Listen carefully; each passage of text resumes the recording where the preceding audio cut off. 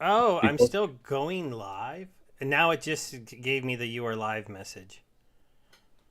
Wow, that's ridiculous. I'm so sorry, guys. Apparently, we had Nate giving us a pretty great story for the last few yeah, minutes because YouTube delayed us going live for 10 minutes, and all I had to do was click on the tab and look at it, and now we are officially live. I'm really sorry about that. no Again, problem. We'll reintroduce. so, everybody, thank you for hanging out with us on Into the Splinterverse. As you can see, we have a special guest with us today, Nate, and Baby Omega is hanging out with us as usual. I'll go ahead and let Baby Omega say hi again, and then we'll let Nate introduce himself. Yeah, hello guys. I mean, you missed the great first 5 minutes of the show, but we didn't. So we'll try to recreate it for you. So I present you the one and only, the master of the eye candies, Nate Aguila. And I was talking to Yeah. him. I was just like want to hear aside from his creative position in Splinterland, like Nate as a player. And the first topic we chose to go around is the SPS taking, and if he's not tired already of explaining, maybe he can tell us again about the whole staking procedure of how it went live and how it was squeezed in. How about it? Yeah, absolutely. The after working on land and being told, hey, this is it, keep all your focus on land. Matt came and said, hey, this is kind of important. Can we do it now? Because it's better to do it now than wait until after land. Agrid agreed.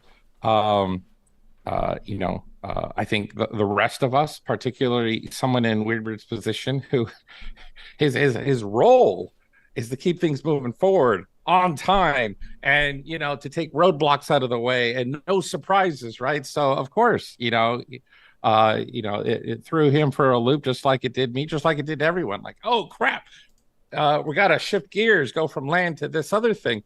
But before we did reach a consensus that this made sense for the health of the game and the community and the company and just the sustainability of everything.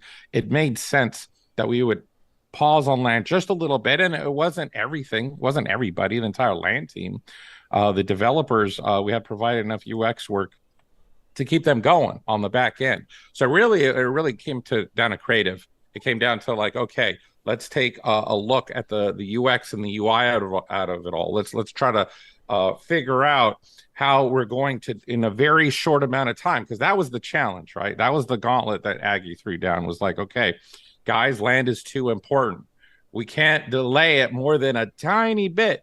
So what can you do with this little sliver of time? So as much as we wanted to do it in the most beautiful, polished way possible, I fought tooth and nail. My argument was, well, crap. SPS staking, basically the leagues, basically how you earn in the game right now. That's the beating heart of the game, where we're basically doing heart surgery. Do we really want to rush this? I had my qualms. I was a little nervous, but we came together. We said, okay, look, given the amount of time we have, what can we do and how well can we do it? And we went to town. We rock and roll. It was whether it's the SPS delegation market or whether it's the SPS staking for leagues or the delegating to get that, or all the ripple effect that it had across all the screens that had anything to do with SPS staking, replacing the collection power and putting that new heart in and trying to get it to pump. We knew we only had so much time, so we did it as fast as we could, as well as we could, and I was very thankful because I had made the argument like, this is too important to just MVP this. This is just too important. Can we can we do more? And even as I said that, I knew, well, I don't know. We're in the middle of land. We can't delay that anymore. We got to get back to it. The devs were finishing up their back end work and they needed more UI. They needed more that, the train tracks were running out and the train was full speed ahead. And if the design and the creative department didn't start throwing, tracks ahead of the train, crap, we're gonna have to slow down and we can't slow down. So I'm very grateful to the fact that everyone involved said, you know what? even though we can't release with the most polished version of SPS League staking and the delegation market and all that stuff, they went ahead. The dev who's working on it, Antioch, he was like, you know what? I got you, Nate. I got you. He took the UI that I wanted to do, my plan B UI, and he's already started working on it. I've seen the screenshots on test server. It's coming along nice. I'm like, yes.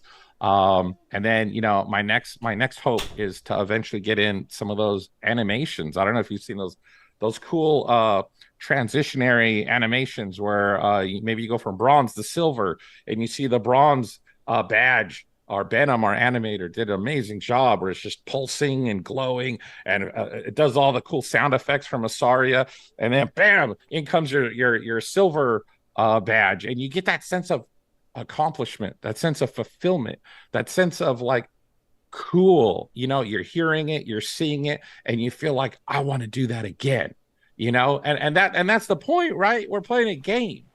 You there should be some sort of emotional reaction. There should be this surge of adrenaline. There should be this where you lean a little bit further in your seat, and you say, no, I don't want the bot to do this for me. I'm losing out if a bot does this for me. I love the experience. I love to feel engaged with this game. I don't want to lose out on that. I'm going to play some more, and I want to see that badge transition again and again and again. And I want to see how high I can go up. And I think that the more we can inject more of that gameplay, then the more exciting it'll be. And the more exciting it'll be, I think that's a good thing. I think that, you know, right now our primary demographic are crypto enthusiasts. I mean, and that's good. That's a good thing. But as we all know, you know, the primary motivator for a crypto enthusiast is usually ROI. It's usually how much money am I making? And, you know, can I buy $1,000 worth of assets right now, and in, you know, a year from now, can I sell it for 10,000? And it's like, okay, I mean, that's great. That's part of it. But I don't think we should have to sacrifice gameplay just for that. I think that there's a balance that we can achieve, that we can have our cake and eat it too. There's no reason why not. So hopefully we're gonna make strides to see that balance happen more and more and more. Hopefully this year. So we'll see how it goes. Yeah, and sorry. That stuff is really exciting to hear. I am somebody who runs a bot on my upper account because, to be honest, it's so competitive when I play for real. It's not always enjoyable to lose. But because of that, I play a smaller account in silver and basically in silver, and I just have a fun time playing that account. It's enjoyable. I've noticed the things that you're talking about now again, and I realize, you know, there's a section of our player base who, like you said, they're a bit more investors. There's definitely your large account, you know, farms out there, people running many accounts. And I do think that it's very important that you do make the game, it's very important that you have that passion to make the game look good and be good as a game and have it be enjoyable, because we're going to try an interesting experiment of a person only league, and if the game isn't at the forefront when we do that, it could struggle a little bit if people don't, you know, make that emotional connection to the game. And I got kind of lucky. I got into the game early, as I was telling you before we started. Back when we were playing in the beginning, I mean, I was making it into champion with like level 5 common cards and competing with all these people, and we were all hanging out. It wasn't very many of us in the Discord. You were getting to know the people you were playing with. And so I got passionate about just trying to be good at the game back then. And that's one of the things I'm looking forward to hopefully coming back, in knowing that when I'm playing the game, if I play Baby Omega, I'm playing Baby Omega. If I play Nate, I'm playing Nate. And so that theoretically I can go onto the Splinterland server and go, oh, I just beat you pretty bad. And you're not going to go, huh? What? I was doing something else. That was my bot, dude. And I go, oh. Yeah. No, for sure. I mean, I love playing the game. I think that and a lot of people on the team are like this. I mean, but I'll speak for myself. Um, that I would make for a horrible. I don't think you guys would want me to be in charge of the user experience if I wasn't playing the game. Like if I don't play the game, if I don't enjoy the game, if I don't, want more from the game, then when that day happens, you need to just kick me out, just boot me. If I, that's crucial to me. And as someone, you said that you started back in 2018, right after the game was released. Back then, it was just the whole novelty of it.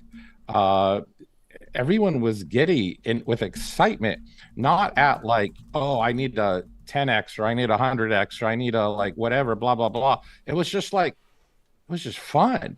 It was just cool. Just the idea of getting fantasy characters and having digital cards and feeling that we're at the forefront of this new thing. We're not we I don't think we fully grasped what that thing was. We just knew it was something new. It was something amazing. It was a new toy to play with. We were in a sandbox creating whatever sparked our imagination, and we were all together on the same ride, and we didn't know what was going to happen. We just knew that it felt cool. It was cool.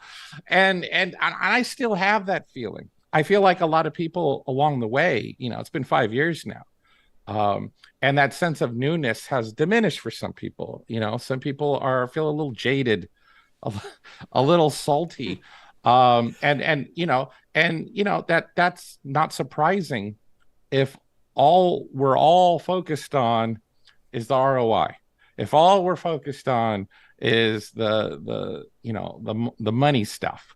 My challenge, my goal, my mission in life is to take the attention and the focus and all of that from the average player off of that and onto an immersive, engaging, emotional roller coaster ride of just being a battle mage, being worried more about the troll than looking and seeing if they're 5% up or down from the previous day. That's the challenge that I have. And I that's what I intend to do. I intend to do everything in my power, blood, sweat, and tears, to make that happen. And not to say that all that other stuff isn't important. The blockchain, the decentralization, NFTs, owning your assets, that's all awesome. I love it. I love it as much as all the other players love it. But I do think that there's room for improvement when it comes to all the other stuff. If I can distract players by playing a game, and I think that's key. I think that's important.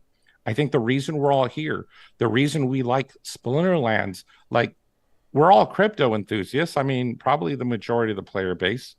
But what is it about Splinterlands that is where people want to invest, where people want to put their money? I mean, the crypto landscape is huge now. There's a million projects. There's a million DeFi platforms. There's a million different places you can go and try to chase after that ROI. But our community's here. Why is that? I think it's because at their heart, they're not only crypto enthusiasts, they're also geeks. They're also watch Lord of the Rings or watch MCU movies. They're also got bobbleheads and Pokemon cards. They love all the stuff that I love, that you love, that all of us love. And together we're saying, you know what? It's not just about the ROI. We want to have fun too. We want entertainment too. We want to build relationships and camaraderie with other people of like mind. And so knowing that's what fuels my passion. That knowing that there's a sliver of hope where I could reach the promised land, and I can just give us both, not just the one. That's what wakes me up in the morning. Yeah, we believe in you, Nate, and talking about the whole community and stuff. Like I would say, like, for the past maybe more than 5 years, the Splinterfest was one of my most memorable experiences, and I'll probably remember it for a long, long time. I mean, I'm sure, but hopefully when things get better, there will be Splinterfest 2, 3, 5, 10, who knows? Oh But no, yeah, it was awesome. but No, the it first was one, great. I think my favorite part of Splinterfest was hearing people shout out Vonak. That was Yeah. cool. It's kind of like when you go to a sci-fi or comic book convention and people speak Klingon or Dothraki or whatever you geek out about, knowing that we have the means by which we can build our own world. Like lots of times we talked about over the last 5 years, Splinter Island. Someday we're all going to be rich and we're going to buy an island and we're all yes, going to geek out on the island.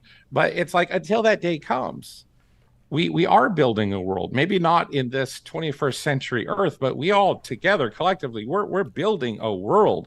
It's called the Splinterlands world, and right now our focus is on the continent of Pretoria, and it has its language and its cultures and its people and all the stuff that a lot of people kind of like goes right over their head because they're so focused on the ROI. But the day's going to come, the day will come, well, that stuff will matter, not just to the hardcore Splinterlands fan, but to the average, player. And I see someone in chat, Ika Vlog is, well, what about the bots, right? So, we could talk all day long about there we go, bots again. bots, I didn't but do at it the end this of the time. Yeah, it wasn't. Yeah, but at the end of the day, it's like, my dream, and I'm pushing this really hard. I don't know when it's going to happen. But there's talks internally about, what do I got to do to make this happen? And so I talked to some devs, I talked to Aggie, I talked to Matt, I talked to whoever I can about like bringing some form of gameplay that feels more PvE, more player versus environment. I think that a lot of the hubbub and the passion and the debate and the fighting over bots, a lot of that, I mean, some of it, okay, maybe not all of it, but maybe some of it stems from the fact that when you have a competitive PvP a gameplay and there are financial rewards to be had, then suddenly there's feelings of unfairness. Suddenly there's feelings of like, wow, this isn't fun, it's not fair. And it's like a lot of this stuff starts to go away with a PvE type gameplay, where you could just enjoy yourself. Stop worrying about, this like battling over and over and over again, and whether it's a bot or whether it's a real human or whatever. And then you get bummed out when you don't hit the leaderboard and you think, oh, I bet they're all bots. And you're like, and you leave frustrated and you're like, okay, how much of that goes away with a PvE type gameplay? Well, how much of that goes away when you're like, hey, I'm on an adventure. I'm going through this, maybe a story mode, or maybe I'm watching a quick cutscene, or I'm interacting with an NPC, and then the battles that take place are versus maybe a couple ogres that are guarding the paths, or a necromancer in his tower, and you're not worried about who am I fighting? Well, you're fighting against a scary necromancer, and there's a story there. And you've kind of like went from you're trying to save a village or a town, and along the way you're getting new skills and you're becoming more renowned in the land. And suddenly all the talk about bots and everything starts to fade away into the distance, right? So I feel like, yeah. There's a lot of economy stuff to work out, right? But I mean, you're talking to the guy who's on the creative side of things. So yes, I'm concerned about the economy stuff and the tokenomics and the ROI and all the DeFi aspects of stuff. I mean, sure, that sets us apart, that differentiates us. That's important. That's important for the sustainability and health of the game. That's important to make sure that we continue to make assets for the players continue to rise or appreciate, or at least hold their value, so that someday if you just get tired of playing or whatever, then you recoup all your investment, and you can walk away feeling good because you had fun, you made friends, there was entertainment to be had, and I mean, it's like that's all good stuff. But yeah, I'm looking over at the horizon, and I'm seeing so much potential for so many other things. Yeah, bots, ranked play. It's just, to me, it's just a tiny sliver of the pie. Yeah, and I can see that future coming. I am a landowner. I have over 200 lands. I'm in a region with everybody owns tracks, so there's only like 8 of us there. I'm really excited for that gameplay to start because it's in my mind that's the beginning of the PvE side of the game. It's not. I'm not going to be competing in like some kind of win or lose battle. I'm going to be investing in my own environment, building up my own things, preparing my own land, making my own decisions for what to go to, working with my community that's within my region, and then working more, hopefully, with the people who are within the entire territories that I'm a part of, and trying to push towards those community goals. And I already know that there's going to be some kind of guild or land related PvE part of the game that will get built. I don't know what it will be.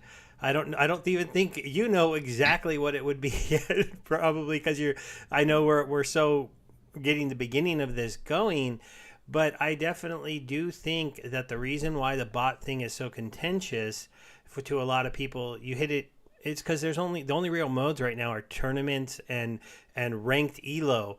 And so if that's all you can ever play, and the elo system can be rough. I know for me, when I'm playing at the top, it's like win get 10, win get 10, lose get 30, lose get 30, win get 10, win get 10. And you're like, I'm going down, winning 2 out of 3. Yeah. So there can be a lot of different reasons why once you start. And I'll admit, for me, in my history as a player, I didn't mind the bots so much until really Archmage and Xbot hit the scene, and maybe it's unfair to say, but when they proliferated botting and made it cheap and efficient for everyone to have a really good bot, I had to play against the bot and see if I was better with my collection. And unfortunately, at this time in my life, the bot is better than me with my collection of cards. And I don't like that, but I got busy. There was a time when I was a really good Splinterlands player. That's why I made the top 16 and top 17 at Splinterfest. I was 17th and 16th in the tournaments. And it was because during COVID, I got furloughed, and all I did was make YouTube videos and play Splinterlands while collecting the insane unemployment the government was giving out during the COVID time. And it was a unique time for me to be able to enjoy that, do that, get really good at the game. But I'm like, to get that good, to be able to compete with those bots, you got to play a lot, and you have to have access to a good collection of cards. And so when this changes, So I'm curious. So when you compare your human play to the bot play, is it a little bit better? Like a lot better? Like 70 champion chests to 95 a season. So I'd have to forego 25 champion chests if I'd rather play myself. So And I'm assuming that's not necessarily because it's that much better, but because it's going to keep going while you're asleep. It's going to keep going while you're eating or in the bathroom or you're doing work or with other the new things. energy system, I can play 20 games a day. So my bot isn't playing a lot. I'm not buying extra energy. It's just better than me. And remember, 25 more chests at that top end, because chests are progressively harder to get. It is a decent amount more wins a season. It also places on the leaderboard sometimes. I was 43rd on Champion Modern last season. Got a little DEC payout. I've done that in the past on my own, but only when I didn't have a job and I was just playing the game. Because and at that time you could play more back then, pre the new energy system. So in general, I felt like to be one of the really good players, you either have to play a lot or you almost have to become a bot yourself. I think that Shapoon and some of those other guys have proved it by the spreadsheet players that, just make a ton of different spreadsheets with a ton of different data. And so it's hard to beat them. Not impossible. It's definitely not impossible. You can definitely play the game, but at this point, the problem is earnings are down. Obviously, we're starting to see that turn around, but financially, you couldn't just play Splinterlands. Almost, maybe in a few countries that might be possible, but not in very many places. So to put in that much time, compared to put in no time and get pretty good rewards, that's the problem, is that literally when you talk about play myself or play the bot, it's 0 time to a lot of time if you want to be competitive. Now, are you willing to put in that time if it's enjoyable and it's fun? Sure. But when Archmage and Xbot came out, you're right. Every time I lose, I go, that guy's a bot. And that's just what eats at my head. I go, and it doesn't help that his name might be, like Splinterlands player 02, Splinterlands player 47, Splinterlands player 288, just random, one simple name with like digits behind it. And this is coming from a guy with digits in his name, but I know what those digits are when they're 01, 02, 03. It's, somebody who made 30 accounts and he counted them off, and that is probably a bot. So that I feel like it has hurt the game as someone who's been here from the beginning, but also I feel that it let the game grow to be bigger than anyone expected. So I don't know if it was a bad thing, but it definitely changed the game. I've told Baby Omega something that I'd admit to most people right now. I kind of stopped doing new player content because I didn't feel like I could pitch this game as a game anymore that you just come play because you like a game. I had to start pitching this like you can come and make an investment and you can run a bot and you can make a return on your investment. And I know that's maybe not the best thing to hear, but I felt like that was the more fair pitch once these bot services came online because they're so cheap. Those two are the most prevalent best bots, but there's also a Splintermate bot that does pretty good in bronze and silver. That's kind of where they specialize. And they're $1 per month to run an account. So it's like, that's why they're so prevalent. And I mean, to me, to try to bring a new player into the game and be like, you're going to have to fight against pretty much perfectly optimized teams 8 out of 10 matches you play down in bronze and silver, it's a rough pitch. I'm not saying that you can't make that pitch to a new player, but that's where I found myself. And so now I've been approaching this more from the economic side because I kind of believe that's where the focus has been. And I do think Matt has created a amazing system. My newest YouTube video prior to this one was I think SPX could very easily 20, 30, 40, 100x if the flywheel is real, if it can ever work.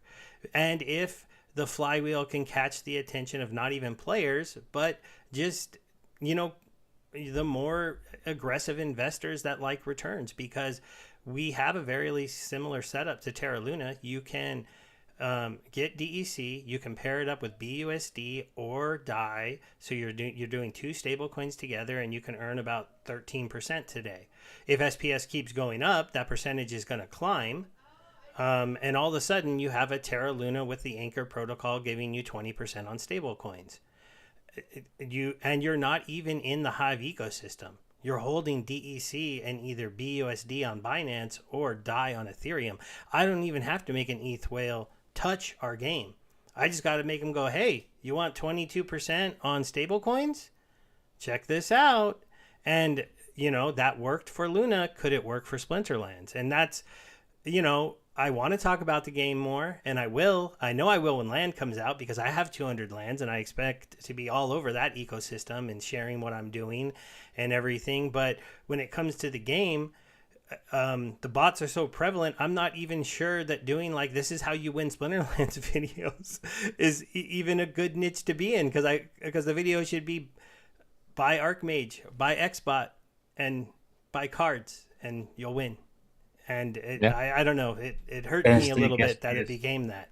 Well, yeah, but now you have to stake SPS, and I will say that I'm very happy your team did that, Nate, that you pushed through, that you got that out, because, the whole reason this has been next to us is because we have 2 cent SPS and we only had 1.5 cent SPS. And this has been nothing but down until you guys got that into the ecosystem. And as a player with a big connection who got SPS airdropped to me in a large amount, I had never bought SPS until about 2 weeks ago. Not one time, because I didn't need to. I got enough airdrop to me. I have 400,000. It was plenty. And then you guys did this, and all my alt accounts have almost nothing. And I went, crap, I need 50,000 for that gold alt account. I have to go buy SPS. And it is a definite game changer. And Baby Omega, you want to talk a little bit before maybe Nate answers everything I said? Well, yeah, I just because I saw my friend was in chat reminded me of a small snippet of Splinterverse, and he's a huge fan of Diana Croft, the voice Oh of yeah. No, the I voice saw, of let me see. yeah Vozena? Is yeah that the voice uh of Max Vega, yeah. no, yeah, I remember. I don't know if this is the exact message we're talking about, but I definitely remember gushing to her about people really loving it, and I think I did share a video. I'll double check with her. I'll ask her if I shared Yeah, a he video, said, but I'm pretty sure we did share stuff with her because we told her like just how awesome it was, and she was very excited and enthused to hear how well it went. So yeah, he was talking with you, and he said like, "Can you send my regards to her?" And you were like, "Oh, you know what? I'll do better. Like, I'll just shoot a video that I'm going to show it to her." So, I mean, he's just making sure that his message is received. all right, no, for That's sure. funny. Yeah, and it's all cool about the controversy around bots. And I was just focusing on what you said earlier about the new game mode, like the PvE mode and stuff like that, which will really take thoughts away from the bot. And I really can't wait for new experience because yeah, I'm also here for a long time, and at some point the game feels a little bit stale when it's constantly the same thing. And I know the reason for that. I know there were two huge problems. There was a bottleneck that you have to get rid of stuff, and one is already out of the way. Now land is probably soon also out of the way. But right after that, like, do you feel like some game improvements, like game changes are coming, like something like a new game mode or something similar? How do you feel about that, being from the inside? No, for sure. I mean, we're all internally like it's funny because it when I go on mouse chat, I see nothing but like, the team should be doing this, the team should be doing that. Why aren't we doing this? Why aren't we doing that? It's like, like some of these ideas I'm reading are like ideas I had like, maybe 2, 3 years ago. And I was like, you know what, we need to do this. And a couple of years later, I'm reading Mousetrap and they're like, we got to do this. And I'm like, yeah, I know. We got to do this. I mean, and then there's the obvious ones, the like boss fights. Like, okay. I mean, the whole team wants these things. We all want more gameplay modes. So that's the good news is first of all, no one has to convince us No, yeah, I that know. we should have more gameplay modes. Like that's a no-brainer. That's like, of course we need more gameplay modes. So I think it just comes down to resources. Like what can we do with the resources we have? And right now it's all hands on deck to make sure that land keeps moving forward. We need to get land, keep it going. And the good news is like the end result of land. I mean, the objective. I mean, what is land essentially? A lot of people look at it in different ways. Some people see it as a resource management game. In other words, new form of gameplay.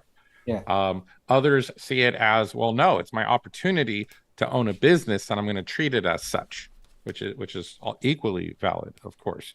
And then but ultimately, what's the end goal of land? Well, or when I think I've said this many times on Town Hall is, what is the main goal of production? Because that's how I see it. It's not land, it's production. Land encompasses pretty much everything and all future gameplay modes and everything. And so what we're working on isn't, I mean, it's part of everything, but it's essentially production, this new form of gameplay called production. The end result is to take our current form of gameplay and mature it so that there's extra, it's not so one-dimensional. It's not quite as linear. It's you hit the battlefield and then there's another step, and that step is more immersive, more engaging, and adds more depth to the current gameplay. So so yeah, that form of gameplay, which we're calling land production, will stem into improving the gameplay of our current game, which is mostly the ranked play. Um, and in parallel, while we're working on that, yes, absolutely, we want to work on completely unrelated forms of gameplay as well, which everyone has an idea of what that should be. I mean, both internally, the community, there's like a million ideas on what those other forms of gameplay should be like. I mean, I have my own personal favorites. I'm sure you do as well, as to what you're looking forward to the most. Just know that, I mean, we want to do all of it. So it's not a matter of if, it's a matter of, well, in which order do we intend to do which gameplay mode? So, so yeah, I think that, you know, we're kind of putting the final touches on some of the economy changes that we've been making that you guys are already aware of. And then Land 1.5 release. I mean, it's coming up pretty darn quick. So after that, then yeah, we're probably going to start setting our sights on, well, what can we squeeze out this year that constitutes other types of gameplay. And even though I can't make any promises or guarantees, just know it's definitely at the forefront of our minds. Yeah, we don't need promises. I mean, just wanted your opinion of what's coming up. Thank you. Yeah, I definitely know that like the most exciting thing about land for me, and the reason why I bought, for me at the time, 2 tracks was a pretty big investment into the game, was because the idea of minting my own Splinterlands card sold me, because I was like, wow, you're gonna let me make the cards as opposed to you guys making the cards.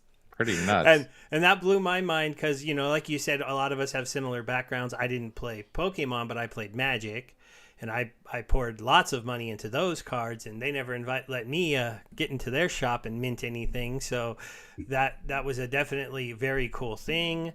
That's why, like, and I know there's other people. Jeff Opens Cards is really big into land. He's really big into cards in general. There's a lot of other people that are really excited to do that stuff, and we've been waiting a long time. the people who bought it originally, and holding those 2 tracks, man, when they were at the top of the market, was probably the hardest thing I've ever done in my cryptocurrency. No, journey. I bet. I mean, that was at the time we were selling land way back then.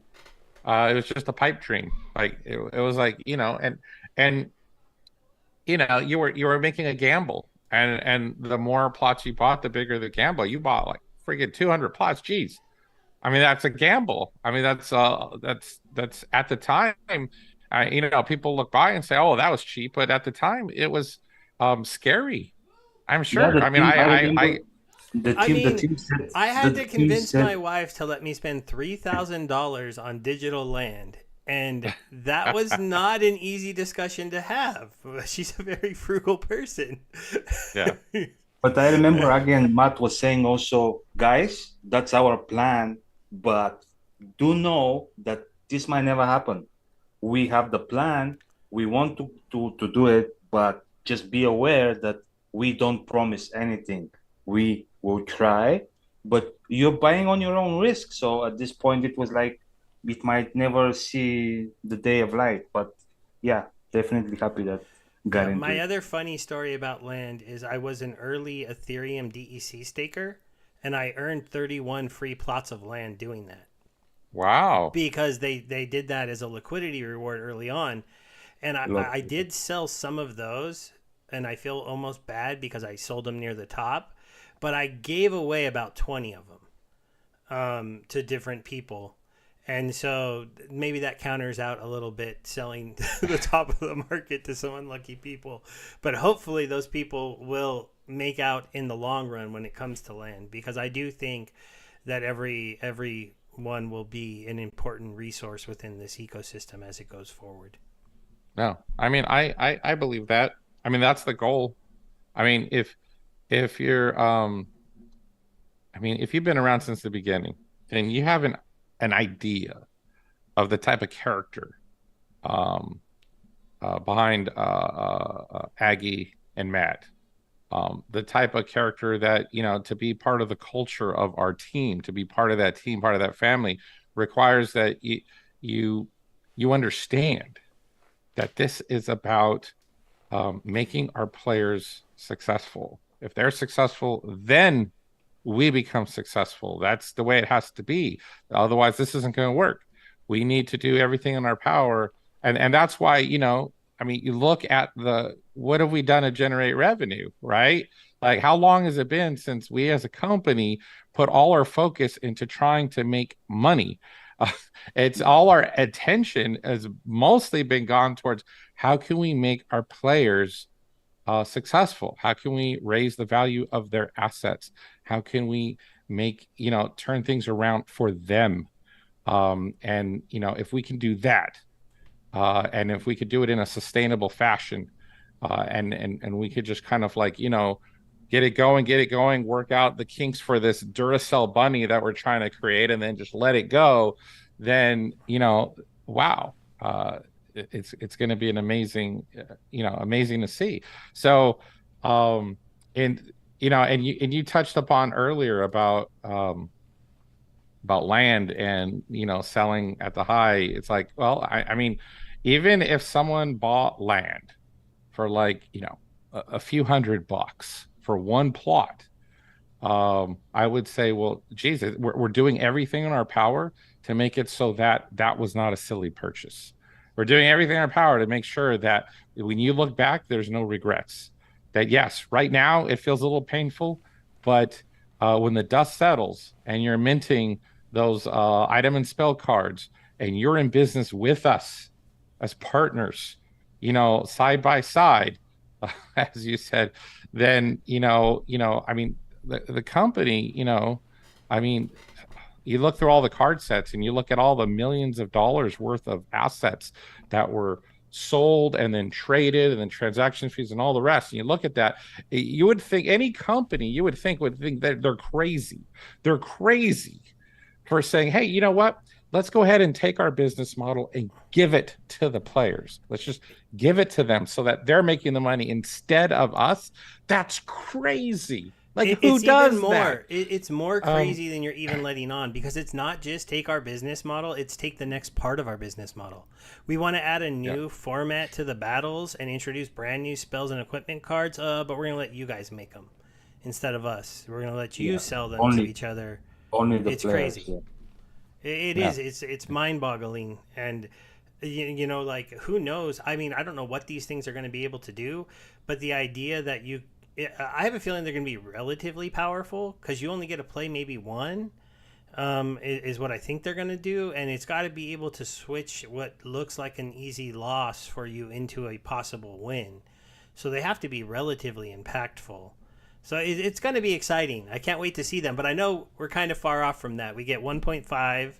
Then we get 2 with the 50 resources. We start building up our resources, liquidity pools, planning our refineries and really fine-tuning all of our land. And then finally the spells and stuff get introduced. And what I think I've now heard coined as Land 3.0, correct?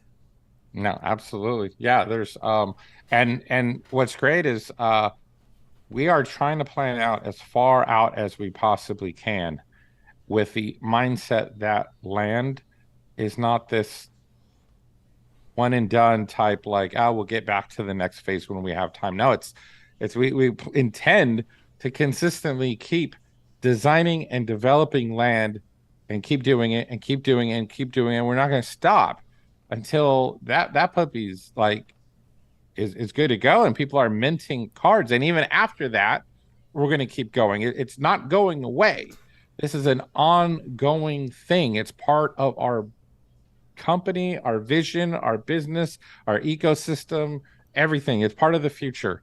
And so, so again, when I say, hey, if you bought a plot for a few $100, like, okay, it's kind of like when I look at rank play right now. Like, I was playing earlier today. Let me see. Oh, I lost my last battle, but the one before that I won. Let's see. I've been clawing my way. I'm surprised that my wife and Clove and them have not kicked me out of this guild, because I was working so hard for the last month or two that I started falling down the leagues. And I was bowing my head in shame. I was like, holy cow, how did I get all the way down to like, I think I fell all the way down to silver or something. Um, and you know, and so I was like trying to claw my way. There was a day back, like, you know, I think a couple years ago it was normal for me to be in champion. And you're right. You said it was getting harder. It is getting harder. It's harder to make it at the champion level. But I mean, this particular season, I've been clawing my way back. I made it from silver, I got through gold, and I just recently got into diamond. And so the last battle I won, it says I won almost 9 SPS. I think it says battle 1. I got plus 28 rating. I got 8.827 SPS and 70k reward points.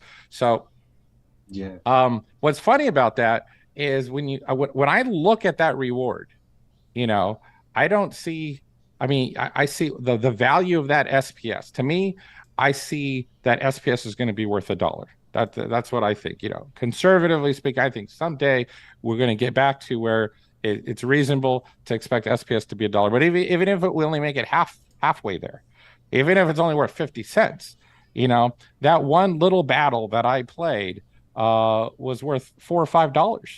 You know, in my head, I mean, I know right now people are like, you know, they play and they're saying, SPS is only worth 2 cents.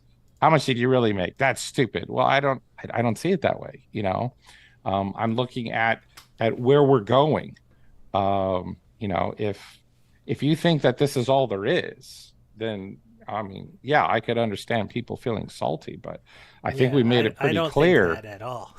Yeah, I think we made it pretty clear that this is not a pit stop. Heck, we're not even stopping. We're not even stopping. You know, at the gas station to go to the restroom. We're going down the highway as fast as we can go, and so yeah, I wouldn't look at the state of affairs right now and think that this is consistently what you could expect for the next few months or the next few years. This is like, you know, I mean, anyone who's been around for a little bit of time has seen dramatic changes, you know, from week to week.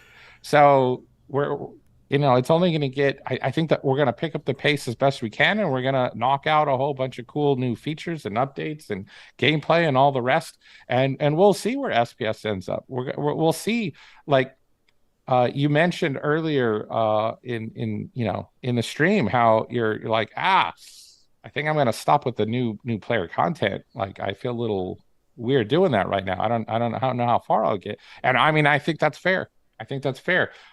Considering that we've been in MVP mode this whole time. I think it's fair considering the fact that the game isn't the most intuitive right now, because that hasn't been our focus. Our focus has been like taking extremely complicated blockchain, you know, technology and decentralized NFTs and all the rest and all these tokens and stuff. How can we take all this complexity and throw it at the user as fast as we can, changing it up all the time until we find that sweet spot, until we get the engine running just right. And in the meantime, we're just like, we're just throwing it out there, making sure it's functional, making sure that people have an opportunity to take advantage of what we're trying to do. And a lot of people have voiced like, well, new player experience. Well, be careful what you ask for, because right now you're in the accumulation period. Right now, you're in a period where you're right. It's not super duper user friendly. We can do way better. But what happens when we do way better? Okay, your accumulation period. You're like gathering. It's like a secret. It's like, shh, don't tell anyone. Let me get more SPS. Let me get more DEC. Let me get more cards. And then as soon as we polish things up, I make new player experience and the onboarding is polished and everything is beautiful and running well, and everyone just gets it. Everyone's like, oh, wow, well, obviously this is unbelievably awesome. I get it.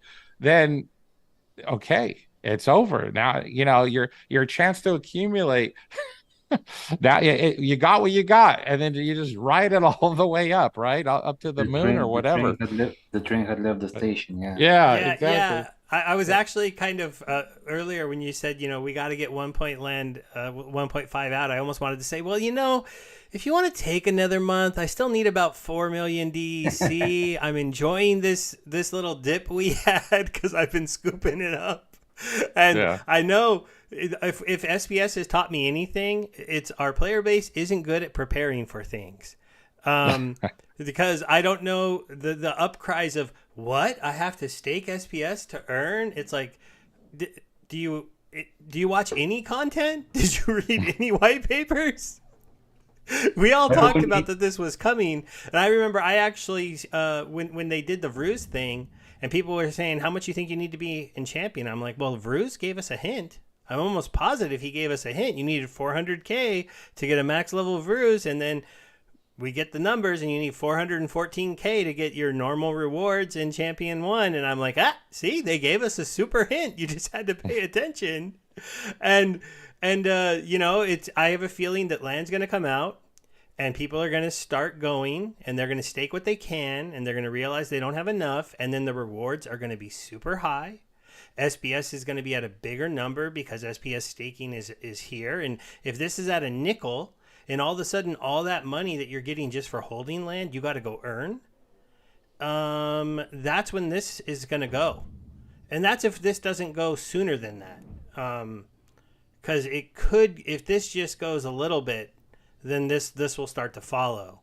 So it's definitely, you're right. We could be in a pretty interesting chance to just accumulate and get a little bit more before things start getting to the point where the complaint isn't, why is everything going down? It's going to be, why is everything so expensive? Why? Because I remember those days when, people were crying about Untamed cards because they cost so much. And they'll be crying about, like, why is Harkless $10? Why is Oceanus $30? And I'll be like, well, he was, $2 just a few months ago, but you weren't buying him then. Because if you don't believe in it and you can't see the future, that's how you miss. And that's how I went from being kind of a nobody to not a nobody within the game. Is I was like, okay, beta packs are about to sell out. Let me just buy 200 of them and hold them. And then, okay, that worked. Untamed's about to sell out. Let me buy 1,000 and just hold them. And that Untamed flipped is what allowed me to buy, like, I was in the, this was maybe the saddest fun story ever, but me and my group were in the top of the Chaos Legion pre-sale, and I think I at the time I put $20,000 worth of in-game currency into that pre-sale. Myself and our group ended up getting, I think, like 6th place, and that was a pretty fun thing. But it was a wild story of just believing in the team each time and being willing to be like, you know what? I think these guys are going to continue to deliver. Let me just make one big investment that led to another big investment that led to another big investment. And I hope some of the people out there can make that decision, because otherwise you might be on the outside looking in when things really start to escape your price levels. No, by the way, right. Nate, I don't know if you were following the comments, but your wife made us aware that they noticed your little slippage down the ranks. So, I mean, tonight might be sitting on the couch, just have in mind that she said we noticed. So, I see that. They know. I'm wondering, how do you feel about the whole concept of the land surfing? Because when I heard first, I was very excited of what opportunity it presents. But I'm wondering, how do you feel, like, as somebody that much invested in land, how do you feel it will affect the whole land experience, and maybe even how do you think it will affect the price of the land? No, I mean, I think it's cool. I mean, it as someone who owns plots myself, I am painfully aware of the fact that there is no way I'm going to have enough DEC. There's no way I'm going to have enough cards to optimize, the production of all these land plots, and so, the idea that was championed by Hardpoint, and they're still trying to finalize exactly, all the little bits and pieces of how that will work. But essentially, no, I mean it's pretty cool. I mean it takes a little bit of stress and anxiety out of it because if you just wait a while, someone will kind of wander onto your land that you don't have the DC and cards to maintain, and hey, they'll make something, you'll make something, everybody's happy. I mean, it's kind of a cool deal. I would say it's always been our intent um to give non-landowners chances to participate in the land ecosystem or the economy. Um and this is, one way that they could do that. I mean, originally the plan, which I'm sure will continue to flesh out, even if we didn't do land surfing, the intention was, hey, how can we get non-landowners more involved in land? Maybe they can stake their cards. In other words, they can take their battle cards and manifest these creatures and set up a construction crew. So if people need to level up the buildings, maybe you could almost be like a private contractor, right? And say, hey, maybe there's a job board, and you go check in a region and you say, oh, look, these guys need to level up their building. That's going to require construction. Hey, we'll do it over here. And then maybe to get resources back and forth to the construction site, all the transportation. For 1.5, transportation is just like this flat fee and you pay it, and there's not a lot involved. But ultimately, I think we all wanted there to be some sort of opportunity for non-landowners to be able to provide that transportation. So if I got to get some stuff from point A to point Z, then there's someone, again, maybe sees the job board and says, hey, I will go ahead and maybe you could buy a freaking wagon, right, from the game, just like you buy a power source or like you buy other things in the game, and then you stake your cards to that wagon. And so you got this little power core, this magical orb on the wagon, and it manifests all your creatures from your cards, and they go ahead and they become like a transportation crew, taking resources from one place to the other. And essentially, whether you own land or whether you do or you don't or whatever, there's an opportunity for everyone to get involved. I mean, I think that's cool. I think that's great. I think that's a good, healthy thing. So yeah, whether it's land surfing or whether it's a million zillion other ideas we might come up with, I think that's always been on our mind of like, how can we make this a mutually beneficial relationship between the landowners and the non-landowners and get as much participation and engagement as possible in the whole thing. Yeah, listening to you always gets me so hyped, man. I mean, all the pictures that you're painting and all, like I can like when you're talking, I can imagine everything that you're saying. I can actually visualize it happening, and it gets me so hyped up. So yeah, I mean, thanks for sharing it with us, man. It's just I've been thinking about the whole land surfing thing a lot. I like the general idea I've heard. I think one thing they should add in is a slight burn. Because what the original idea pitch I heard was like it's a 50-50 split, so it's like the land would be producing exactly as much as it could. And I'd like a little bit extra incentivized reason for the owner to, work it himself, and that would support ownership of land a little bit more. I think if maybe it was like they only earn if it's being surfed, only 90% of the rewards can be earned and 10% disappear or something like that. Because I the only thing I thought about it a little bit is like you're kind of incentivizing me in a small way to not invest in my land and just let other people come work it. I mean, sure, I'll earn a little bit of less, but then my opportunity cost goes way down. So that's the, I as a non-landowner, I imagine everyone loves the idea. And then as a landowner, I even kind of like it, but I'm like, do I like it for the wrong reason? Because now I only have to stake on one of my tracks, and you all can stake on my other track. You bring up a very good point, and luckily for us, I don't think any of the economic specific percentages and all those numbers have have even been finalized yet. So right now, I think it's an idea being pieced together, and as we get further into it, basically once we get past the release of 1.5, once we get past um, um, not just the initial release of 1.5, but any remaining things that didn't make it into the first release, because some things might not quite get it in, and as soon as we release, we're going to be scrambling to say, okay, what was in the white paper that didn't quite make it in the initial release. So if, like, for instance, if the I don't know, the research leaderboards don't make it in, or if any number of things in the white paper might be seen as secondary, then it's not going to hit the cutting room floor, but it'll just be slightly delayed, and then we'll release with the 1.5, and then immediately follow that up with a phase 2 of whatever didn't quite make it in, and get that in there as fast as we possibly can. So I think once that happens, then we'll be able to revert our attention and finalize those numbers and percentages of which you speak, to make sure that it makes sense for everybody. So you think that land surfing will come before Land 2.0?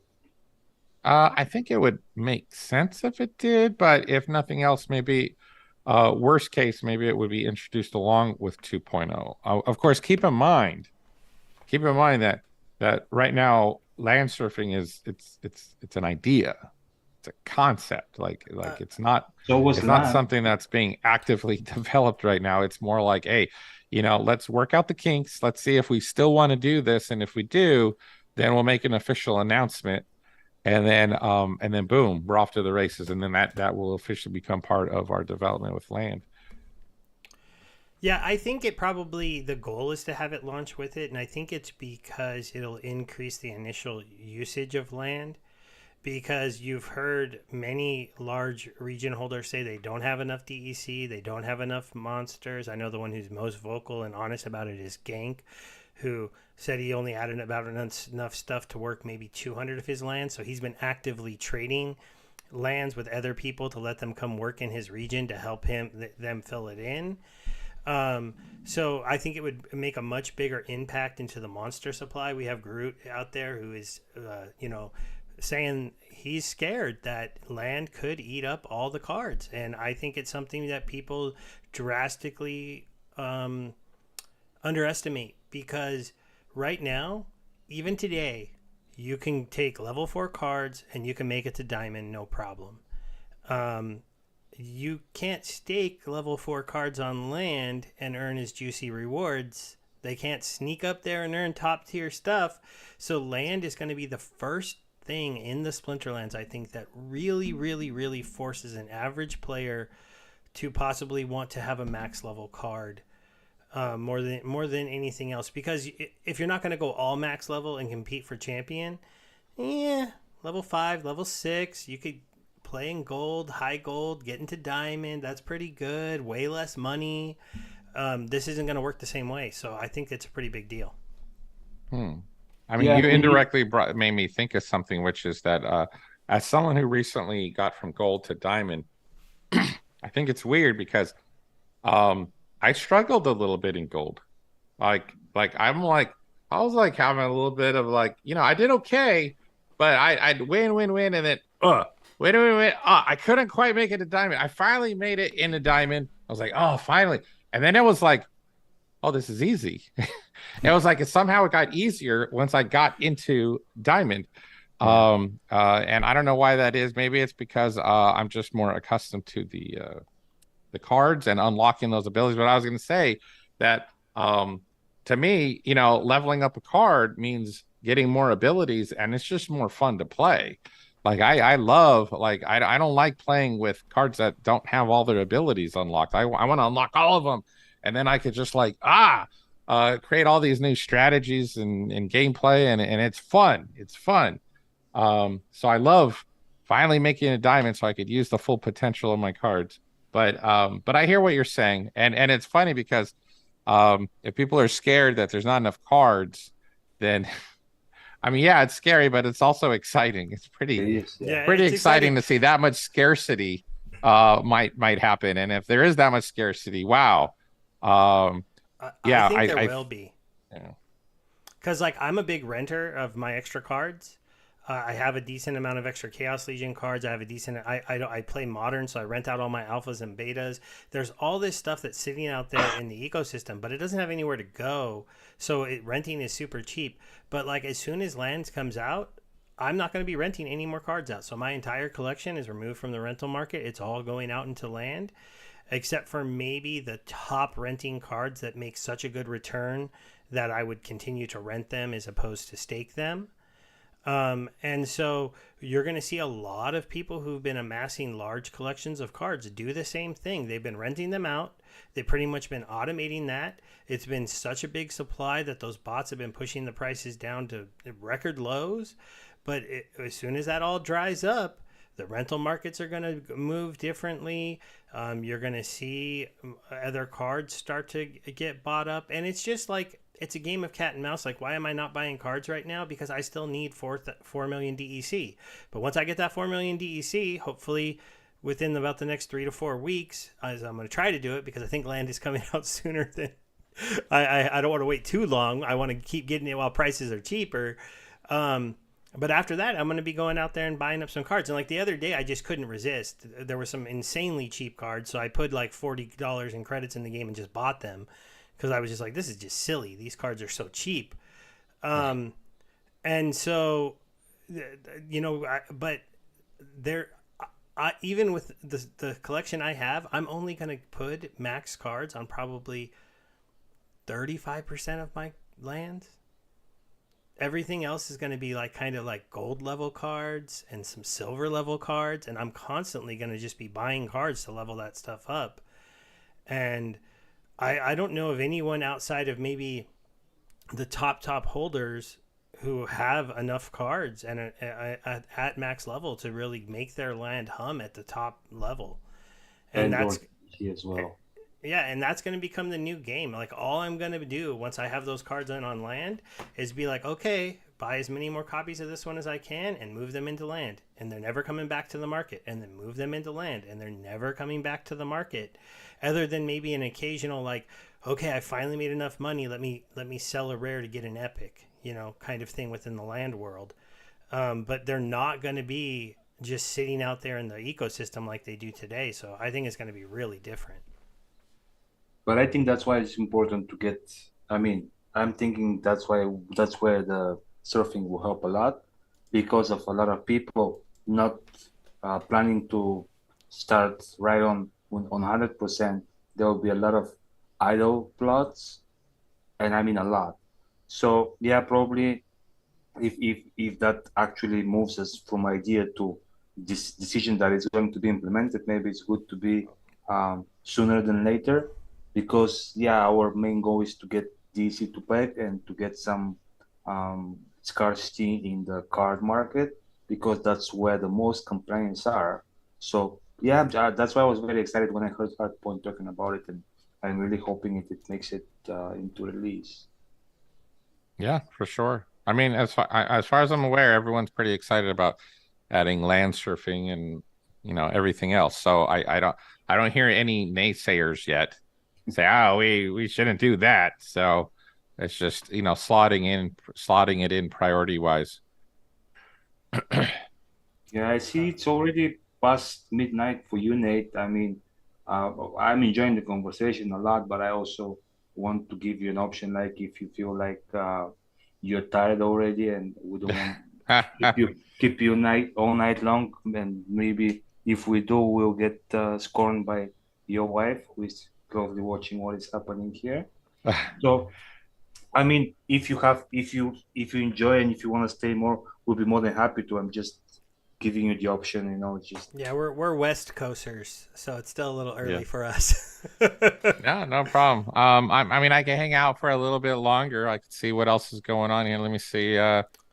Stock Jockey has a question about the promo cards. He's wondering if there will be another one to eat up vouchers, and I think that's on the roadmap to do more of. But yeah, no, for sure. I think the idea is, I think one of the ideas we had is maybe a quarterly frequency for the promo cards. I don't know whether it just depends whether or not we think that the the community and the market can take that kind of frequency. If they can, then great. Yeah, that's our intended goal. And if not, then we'll adjust as necessary. But and then in terms of vouchers, I mean, I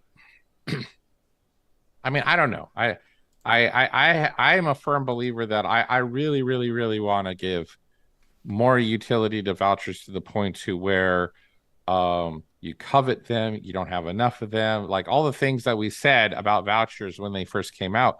I want that to be held true, and we'll see, whether, all the cosmetic stuff that creative is working on, and eventually when that finally gets released or introduced, we'll see how much we can, have vouchers play a role in that. We'll see. I just don't know, but I do know that that my goal for the past couple months and going forward for the next couple months, so for a good part of time, I've had creative working on more and more and more and more assets to hopefully someday soon be able to soak up way more than people are probably expecting in terms of if you want sinks, if you want to see currencies disappear, whether it's vouchers or otherwise, then on top of land, I mean, there's just so much going on and so much that we can do. Wait, So could I maybe trade vouchers for decorations for my lands, Nate? For that special things within my buildings. That's been an idea that I've tossed around. I have some colors that I would love my buildings to be, as opposed to somebody else's. some flags and banners. I mean, I definitely can see it. I can see some use cases in the near future. Matt's proposal did pass, so vouchers do get a 20% peg towards Soulbound unlocking when that comes into the game. I'm not a voucher seller. I stack up all of them I get, and when they get really cheap, I buy them, and I'm glad I've done that because it's let me very easily take part in all the promo stuff. So no, and let me publicly say, so that no one can accuse me of, I don't know, behind the scenes, whatever. Like I personally, Nate, intend to hopefully sometime soon, while they're cheap, try to buy up some vouchers, because I see the writing on the wall. I see that, I'm telling people in town halls, I'm telling you right now, like, yes, creative is trying to work on assets, hopefully cosmetics and skins and all this stuff, and hopefully someday we're gonna like just whoosh, it's gonna be just like land soaks up a bunch of stuff. Hopefully all this stuff we're working on will someday, hopefully soon, soak up and be integrated into all kinds of new things and cool stuff to play with, and it'll be a social flex to say, hey, I look cooler than you do. And so when that day comes, it wouldn't surprise me at all if we ended up, trying to make use more and more of vouchers to the point to where they virtually like all disappear. And people are like scrambling, like say, oh, how do we get more vouchers? I mean, that's what I'd love to see. So yeah, I'll probably try to scoop up some vouchers while they're cheap, because I want to participate on all this goodness. So yeah, just keep that in mind, guys. We keep saying it. It's just I don't think people believe us. Yeah, I believe Matt now when he says things, and so like I was super excited today. He was on the SplinterlandsTV, and once again, he was talking about Roonies and how, Roonies are really Matt's other little baby within Splinterlands, in my opinion, and how in land he's going to make them so valuable that they're going to 10x in price. And I'm like, okay, I'm glad I got 5 Roonies, but maybe I need more. and then he also very early on told us, in my mind, you're never going to have too many vouchers. And so far it's been true. Every time I start to think like, wow, I have a lot, something usually pops up and I end up using 1,000 of them or more. And it's just what ends up happening. So now you bring up imagine Matt saying that, because usually Matt is like the conservative guy who was like, yeah, no, I mean, it won't be that huge of a thing, or like maybe it will have some success, but like he's more like the modest type. And if he's saying there won't be enough vouchers for everybody, yeah. But Nate, in your wild dreams about the future, like the wild dreams, do you ever see like AR or VR being part of the game at some point? Like, if you can just go wild and think what can possibly be happening. No, I mean, for sure. I know that, I Isn't think, isn't there a AR VR card in the game already, Nate? you mean the Waka, Yeah, the I'm pretty wax sure thing? that there is something, a way that you can turn that into an AR thing. It's just wax, unfortunately, kind of fell from grace, and so maybe, and Oh, that's too it niche. I'm having to be talking in about two the game. places, Yeah. um, I mean, probably makes yeah, it I mean, harder. no, I mean, I've talked with third parties and studios about, what they can offer and what they could do for us in terms of that kind of thing. Whether it's a game or otherwise, and that's based on Splinterland's IP and has some sort of integration, right? Um, we'll see if that goes anywhere. I mean, I'm not sure yet. I I actually went so far as to outline at a high level ideas, gameplay ideas, and how that would work, and what that would be like. And even we went as far as to even throw down kind of like a high level narrative on that kind of thing and what it all means to the player and who they are, what's their role, and what's happening here.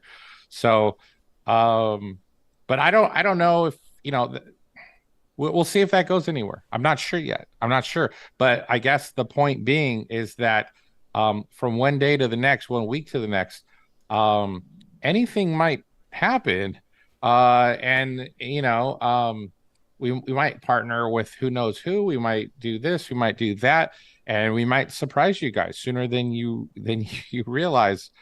Yeah. Or it might take a while, and maybe that's a couple years down the road or something. But I think that that's always been something of interest to me. I mean, I mean, heck, now and then my kid will come up to me and say, "Hey, it's a community day in Pokemon Go. Let's go down over here and do some raids or something." And I'm like, "Sure, let's go. Let's get in the car and we'll go geek out with our phones trying to do the stupid Pokeballs and Yeah, tap the I did screen and that try for a to little while.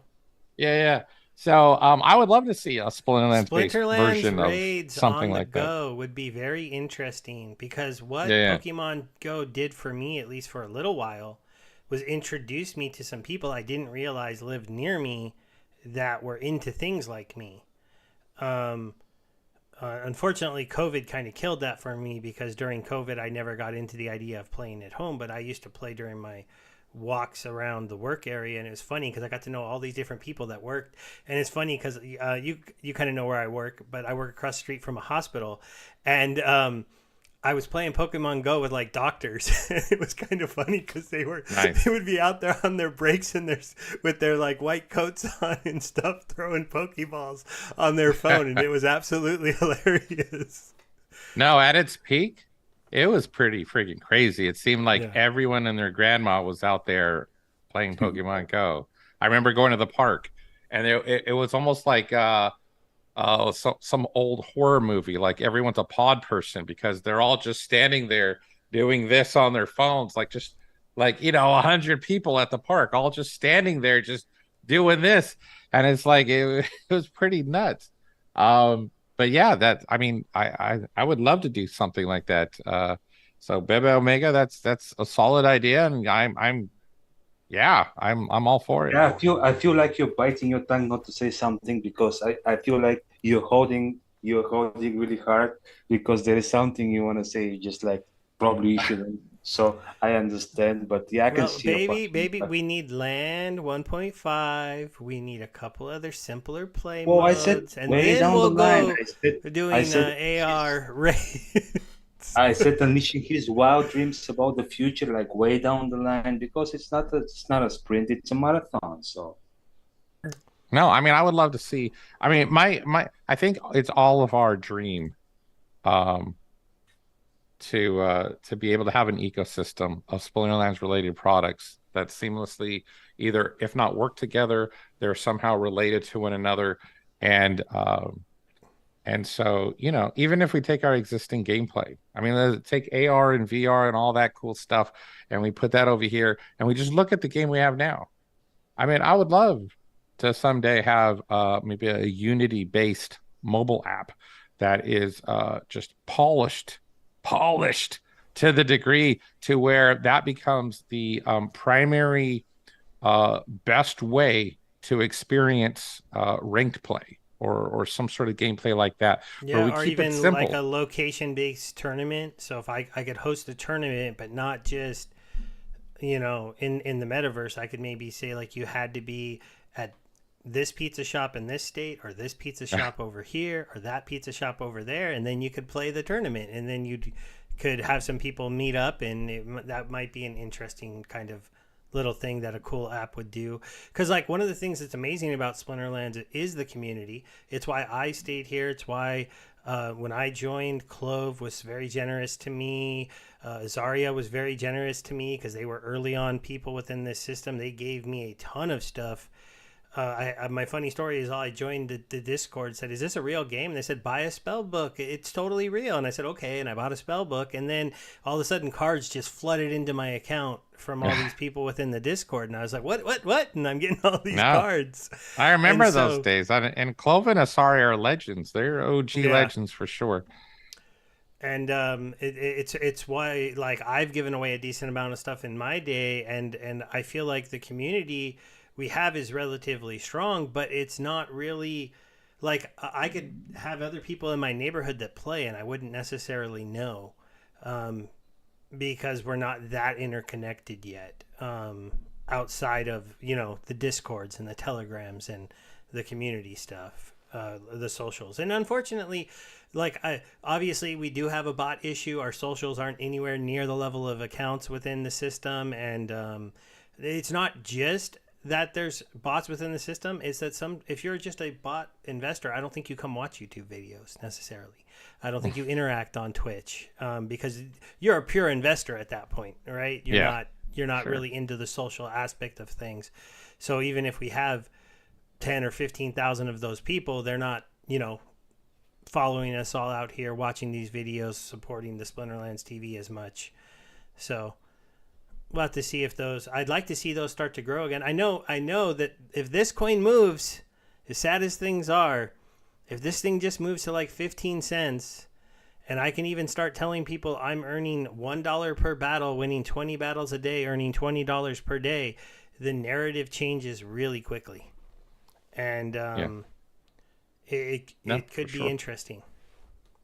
Well, I if mean, I I can, guess, yeah, we'll see where we end up. I think that, I haven't spent a lot of time trying to work out the bot stuff, but I will say that I think eventually, as we work through new forms of gameplay, add layers of land, add layers to rank play, continue to improve upon what we have while adding more and more and more to the ecosystem.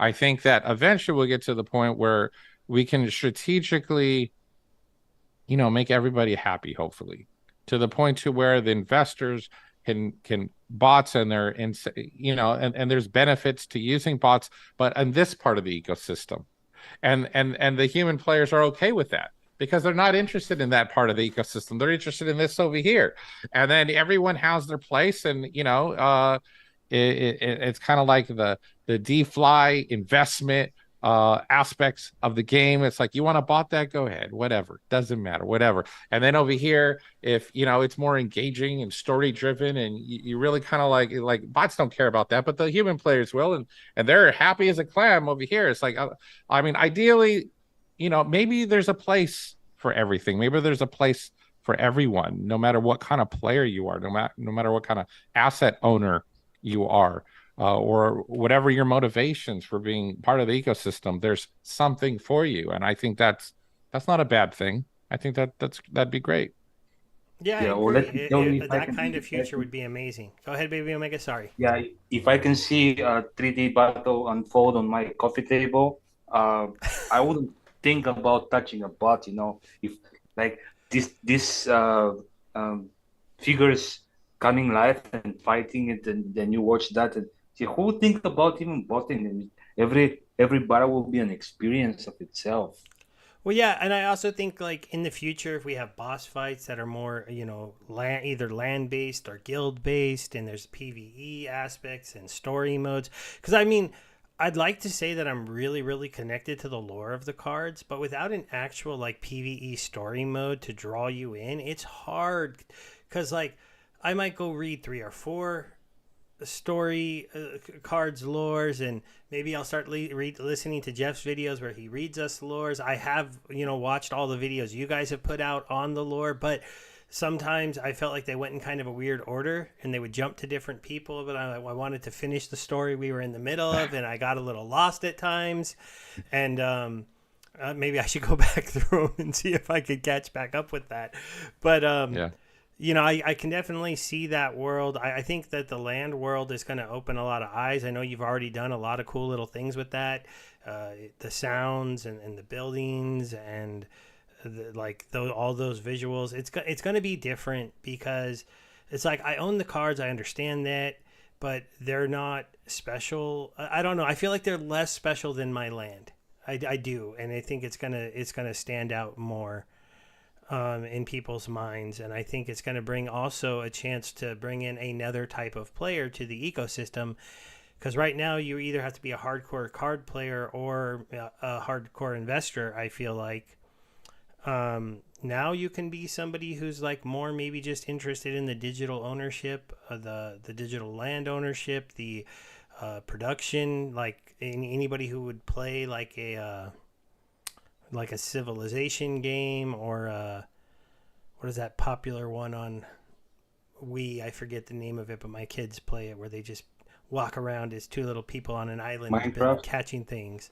No, it's not even Minecraft. It's simpler than that. My kids are relatively young. They're not playing Minecraft yet. Roblox. They do play Roblox, but the ones I'm thinking of is like Harvest Moon or something. It's a Wii game. But Gotcha. literally, you walk around and you fish and you pick up plants, and I'm like, this is like such a simple little game. But even I'll play it with them for hours. I'm like, oh, I got to get this item, and I got to go get this branch, and I got to go get this thing, and I got to get that, and also that I can craft like a saw or something within their game for them. And I'm like, those kind of games, there's people that love them. And that's what I feel like land will kind of be, but it'll be at a different level. Because at your end game, you're going to mint a card that goes into the trading card game, and that's pretty amazing. Yeah. No, I mean, I'm very pleased with the world that Joey and Dan have been building as narrative designers. I think that as we start releasing more and more lore on our lore.splinterlands.com part of the website, that not only will those who are interested in the lore get fulfilled in that manner, if they're hungry for more lore, but I think that it's going to prove a great foundation, a springboard, if you will, from which we can create more immersive gameplay. I think it's going to be cool when the players log into the game and realize that, hey, are you part of the Order of the Silver Shield? Are you befriending these elves over here? And if you do, are you going to make enemies of those doors over there? And what does that mean for you? And if you understand their stories, their culture, who they're affiliated or allied with, who are they enemies with, and how do you navigate, between different types of gameplay in the Splinterlands ecosystem, I think it's I think it'll be a really cool experience. And I don't know when that'll be. Hopefully it's sooner rather than later, but even if it's later, I think that it's a worthwhile dream to keep in mind when you're trying to figure out, like, hey, am I doing this just for the ROI, or do I see a future where I'm building an online future here in so many different ways, because I own an online business here, I'm making friends in a guild here, I'm enjoying the gameplay as it stands right now. And then what does the future offer in terms of whether it's a story mode, whether it's boss fights, whether it's a guild raid, whether it is a cooperative dungeon crawl with someone on your friends list. All these things, I feel like this is what goes on in my head, right? Like, this is what I'm working towards. This is what I see when I think of Splinterlands. So So yeah, I mean, there's just there's just so much to be excited about. Yeah, I feel like there is, like, in this stream we never have asked the question when, the three words when. So when Splinterlands movie, starring Jesse Reich as Graham Fireblade, maybe, like, Oh, when the that's right. movie. We showed like a little clip at Splinterfest. I remember.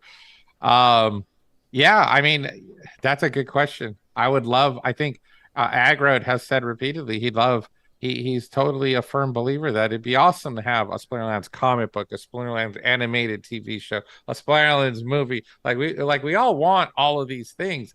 And even though maybe we can't have them right this second, I think that it's very real to me. The idea that the IP, the intellectual property, the world that we built, the characters, their backgrounds, their stories, all of that could potentially. I'm not saying it will, but I think that enough blood, sweat, and tears on behalf of the narrative team has been put into this world to where we have a very good chance that someday the IP, these characters could quite possibly overshadow the game itself. It might be where, whether the that they go outside the game and they become other things, just kind of like, maybe you play a game from Disney, and then the characters, they turn into a show, and then that becomes a movie, and then pretty soon people are going to the store and buying merchandise, and the IP supersedes and That's advertisement as well. outgrows the medium from which it originated. So I think, yeah, that's totally possible. I think, it would be cool to see the characters come to life in that way. If you were to pick a character, which one would you be in a Oh potential shoot. Splinterlands movie? I mean, I know which probably Agro will be, but I'm curious, like, if you had to pick a character, who would you, compare yourself to as a character in the game? That is a very good question. Hmm. Well, I've always been a big fan of the Lord of Darkness, but I don't think I would see myself as the Lord of Darkness. But like my business card art, I've always been in games, in fantasy games or playing D&D or anything like that. I usually gravitate towards the roguish type. They're not the strongest, they're not the most powerful, but they always can, like, sneak their way in and out of places, and use their wits in order to get around problems and whatnot. So I'll have to take a look and see what kind of characters like that, because I don't want to be Vruz. I don't want to be a little midget baby gremlin looking guy, but or maybe I'll just convince the narrative team to create a character that I can really The identify striker with. And from the fire team, maybe Well, he's a I think his character a little bit reminds me of the Time Meddler in a way. yeah, who's that gladiator? The gladiator who he kind of has the Oh, cloak, and he's like this little guy. I gotta look up his. I know who you're talking about. He doesn't get used that often. Well, I just his, know his skills are. he, he, It requires very specific rule sets to be able to use that guy. Little League. You can sometimes use him in Little League. There he is, He, Trap Felloway. So yeah, I yeah. always thought that guy looked so cool. I like Trap Felloway. He's deaf, he's a gladiator, but the problem is he's melee and he's intended to be DPS, but he does not have like sneaker opportunity. So you got to wait for the right rule set where you can actually use him. So Yeah, he the doesn't super get used that sneak. often, but Some Malay, Malay can attack from anywhere, but also Little League. Sometimes you can try using him as a tank because he's reasonably fast and hits pretty hard. But yeah. it'll be interesting. I've only got him at level 3 though. These gladiator cards are hard to get. No, for sure. Heck, So I'm you surprised you got level 3. I think mine's only level 2. you would play Dang. Trap Holloway, yeah? Yeah, I've been around for a while, so my gladiator collection isn't terrible. I'm almost to level 4 Cora, which will be pretty cool. But I'm not one of the top ones because my guild we're in tier 4, but we don't win it. We kind of stay in we're always in like the middle to the bottom of tier 4 at this point. So the way our guild is set up, my wife is often the one to set up the phrase, and of course, we're a very competitive guild, and I'm competitive, so it's not surprising that they're saying, well, we want to fill our phrase, but people are going to win the phrase, right?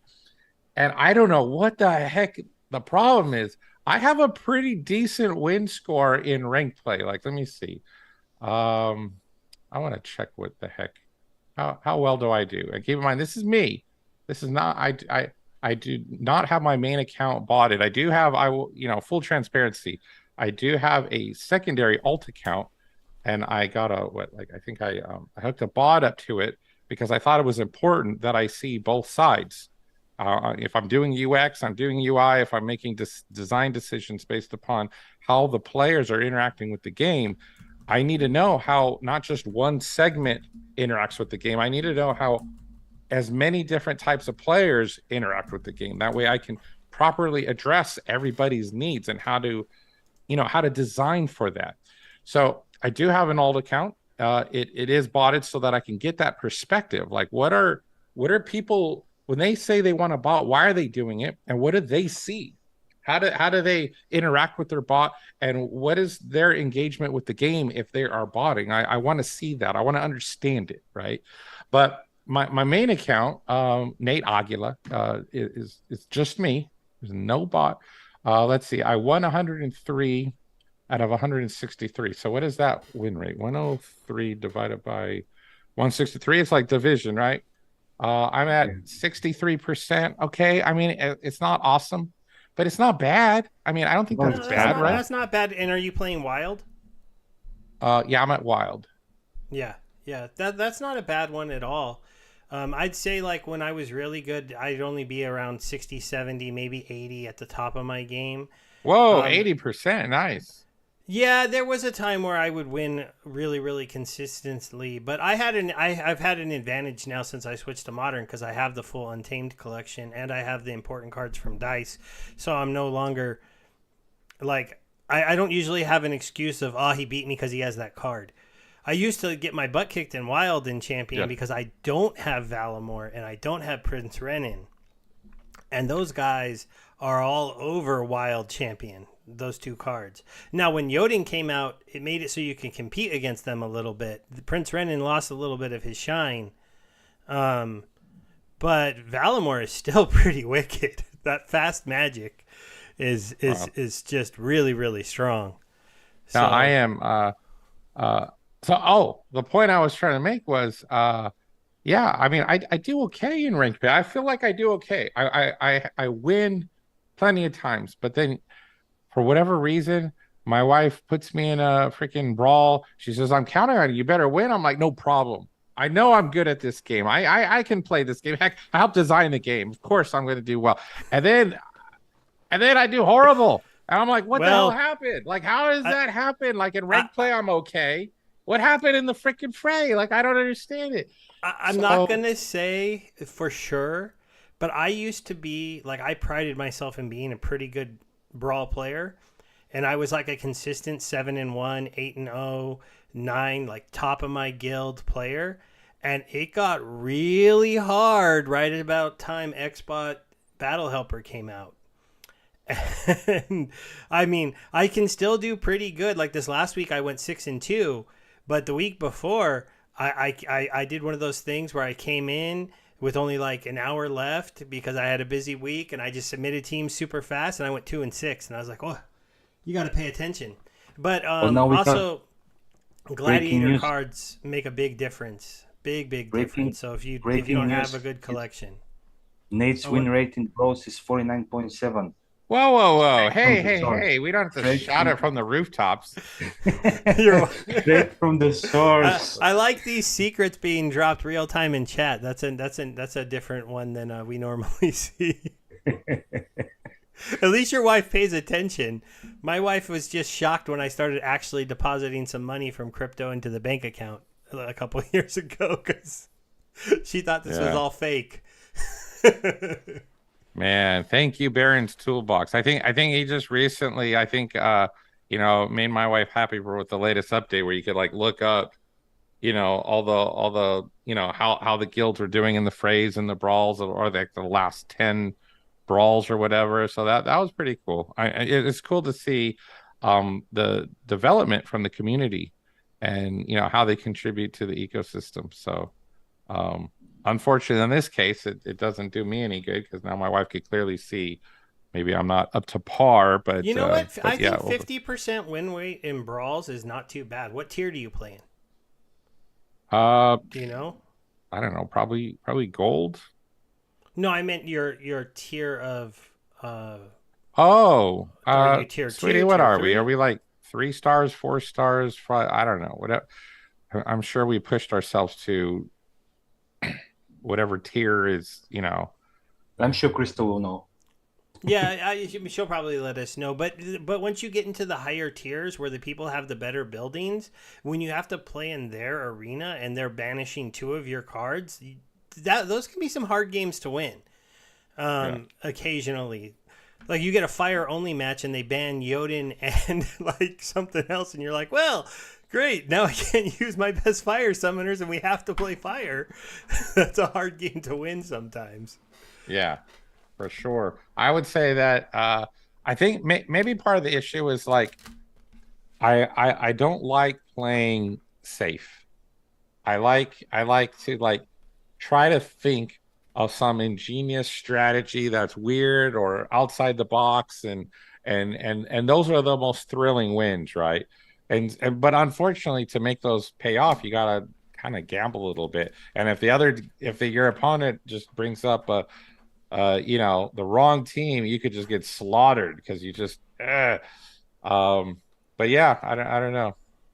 Yeah, I would say that about a 49% isn't bad at all. The bad players in brawls do much worse than that because you're with the home and road advantage. Anything over a 50% win rate is probably pretty good, really good. And if you're at it, that just means usually when you have the advantage, you win, and when you don't, you lose. Nate, how does it feel to be with a partner that is just as passionate about what you're doing and what you're enjoying as you are? Like, do you sometimes fight over the computer or like uh, she scolding you for not performing well in bros or like do you have this game interaction in the running in the family? Like, I'm just curious. No, for sure. I mean, it's like it's great and exciting and wonderful that my wife supports me in that way. I mean, she's not like one of these wives that's just like, yeah, just puts up with me, just kind of like looks at what I'm doing from a distance. It just like rolls her eyes or something. It's more like, no, she gets into it. She's down in the trenches. Yeah, I She's know. there, like, putting, all her time and energy into doing the same thing that I'm doing. And it's cool to have a partner like that. But at the same time, you're right. It's like if I don't perform well in brawls, it's like I brought shame upon the family. I Sleep on the couch. might as well just like just kill Oh myself. yeah, Just see, look, you're in tier 4. I yeah. wouldn't let her pick on you too much. That there's competitive fights up there for sure.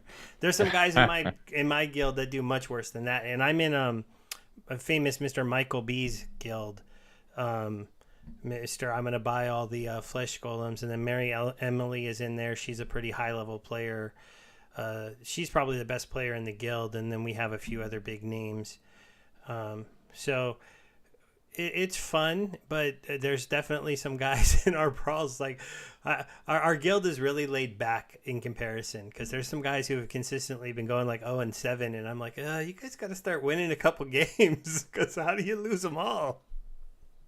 Yeah. But No, I agree. But I mean, and that brings up an interesting point is like guilds, because it's like guilds is so important for just making friends and feeling compelled to log in and to interact, right? Guilds are it's supposed to be very social. And Yeah, so the I don't more we know can how support much that. they are at least not in game. It feels like you have to take it out of the game to make it really social, which is a Yeah, I think that, we all want that as well. Like I think in terms of we've tossed around the idea of integrating in-game chat more in more places. We've talked about trying to, just increase the overall social nature of not just the guilds, but universally across other players who are playing at the That'll be same time. cool. And I don't know when we'll finally address it or focus on it or make it a huge priority, but it is on our radar. It is something that we want because we understand that, building those social connections and those relationships, that's a lot of what makes these type of games sticky. What makes it so that you're less likely to just like, oh, I'm not making as much money, I'm gonna go do something else. Well, no, I mean, if if you have friends who are playing the game and you're socializing with them, then you're less likely to do that. You're more likely to stick around because that's where your friends are at, right? So we'll see. I'm hoping we get to it sooner rather than later. Yeah, that's actually something we haven't touched on tonight at all. Guild power, I love for the ability to allow you to be a little bit more free agent. Because I'll admit, my guild, it has some very powerful players with very big collections, and I've been in it a long time, and I put a lot of DEC into it. It's a big decision to leave and maybe go be in one that is more with like the friends I've met through YouTube or the friends I met at Splinterfest. Like, might I be having a more fun social time if I was in a guild with like Rogue and Virus and the guys and Jim back when Jim was playing and Luke and like the guys who I met more socially? Probably, but instead I'm in the guild with the people who I met very early on in the game. I've put probably close to 1 million DEC into that guild, and it feels weird to do that again. So Yeah. I do like guild power because it over time, of even if it's not going to make up for what I've spent over time as I invest more because I know more buildings are coming. Eventually, I might be sitting there going like, oh well, maybe I do want to switch guilds, and now I've built up a lot of guild power, so I don't have to spend money again to maybe form a new one with friends or change things around. And I feel like giving the players a little bit more freedom to be able to do that in the future in this game is a good thing. No, for sure. Although, if I have my way, and I can't promise that I will or I won't, I mean, ultimately it's up to Matt, right? But if I have my way, then for every, I don't know, for every aspect of guild play that we make it easy to leave the guild, I want to balance that out with a reason to stay. So we'll see where we go with that, but yeah, their ability to do so. Um, on the other hand, I think I think it's a big deal. Like I think that's part of what makes guilds feel like family is that when you put skin in the game with no expectation of getting anything back, when you're contributing to a common goal for the sake of bringing everyone in your family rising up, I think that means something. That should mean something to you. That should mean something to the people you're playing with. And I want to figure out a way to where that's rewarded as well. If you do decide to donate rather than contribute, if you decide say, hey, I'm giving my guild power and I don't ever expect it back, whether I leave the guild or I don't, I think it would be cool to reward that behavior as well. And we'll see. We'll see what happens. We'll see if that goes anywhere. But or a combination or a hybrid of the two. Maybe it doesn't have to be that extreme, but I think you get the idea. Um, Yeah, so no, we'll I'd see. like that. I'd like that because I don't want it to be like completely like, hey, look at me. I usually win in my tiers. I got six Roonies. I'll stake one to your guild. Come on, somebody come recruit me. I want it also to be a little bit like, oh wait, you should stay where you're at because of this, and that. But they're definitely like, I don't know. It'd be cool. Like some simple tools would be kind of cool. I think one thing that would be really cool is if you could reserve phrase for people. That way, if you really wanted to, um, reward players who are contributing more. You could let them pick the phrase they wanted, and then they wouldn't have to be there like right when phrase start. Like most even guilds that are relatively high. If you have a full guild, you can't fill not everyone gets to play, and it's super competitive to get gladiator cards now. So there's always that's a interesting thing. So maybe that'll change in the future, and it won't be as much of a problem. But yeah. I mean, what do you think about the distribution of gladiator cards? That part of the game has been out for a while now. Like, I don't even. They're Has it so been hard to at get. least a couple years or something? Like, when did we Struggle. release that? And yet, people are still trying to level up their gladiator cards. It has been out a while It now. was terrible until Merits came to chest. It was terrible.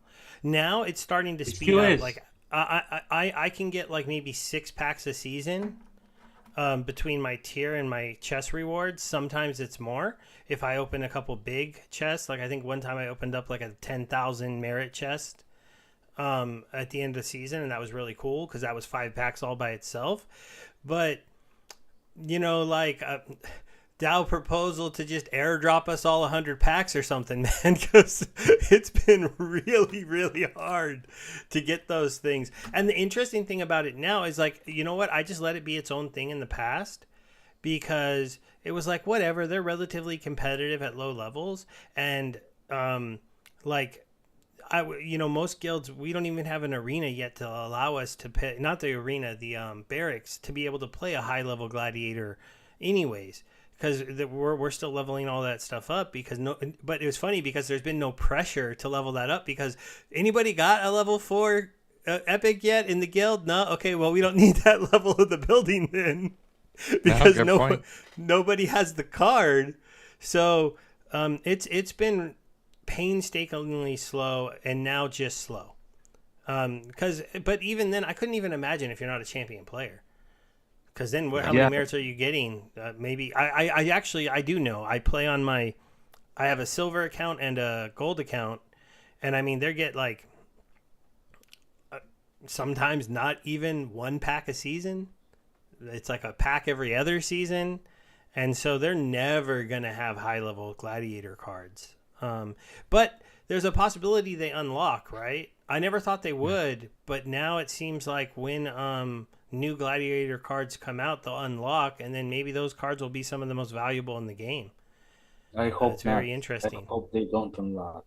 I think they're supposed to be locked. I think they're supposed to unlock now because they're going to be included in unlocking to go to land, which means it sounds like they're going to be including in unlocking to go to a sale. And I mean, that's the only way I can imagine I'd ever get a maxed out one. Yeah, I don't know who you get the maxed. I mean, I don't have any maxed out gladiators. I have a couple maxed out soulbound cards, like the new ones. I have 2, 1 summoner, and then I have 1 legendary. The fire summoner. The soulbound cards were released like pretty recently, I would say. And I'm already at around 70-80% of those, and barely, if at all, 20% from the gladiator cards. And I've been playing bros regularly, so it's just like it's a struggle.